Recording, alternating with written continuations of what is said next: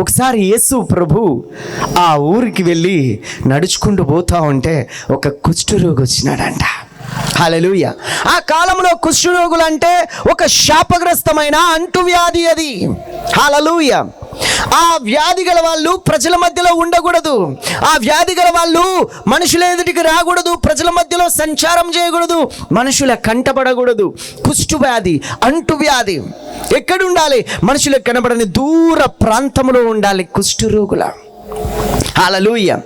అయితే ఒకరోజు ఆయన యేసు ప్రభు ఆ దారిలో వెళ్తున్నాడని ఆయన ఎదురుగా వచ్చి మోకాళ్ళ మీద పడి సాగిలపడి, అయ్యా నీకు ఇష్టమైతే నన్ను శుద్ధునిగా చేయయ్యా.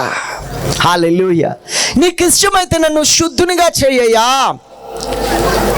ఒకప్పుడు నేను బాగున్నప్పుడు అందరికీ ఇష్టమైన, నా దగ్గర డబ్బులు ఉన్నప్పుడు అందరికీ ఇష్టమైన, నా దగ్గర అన్నీ ఉన్నప్పుడు అందరికీ ఇష్టమైన, బలం ఉన్నప్పుడు, జ్ఞానం ఉన్నప్పుడు, అందం ఉన్నప్పుడు, డబ్బులున్నప్పుడు, ఆస్తులు ఉన్నప్పుడు, పేరు ప్రఖ్యాతి ఉన్నప్పుడు అందరికీ ఇష్టమే. కానీ ఇప్పుడు నేను ఎవరికి ఇష్టం లేదయ్యా.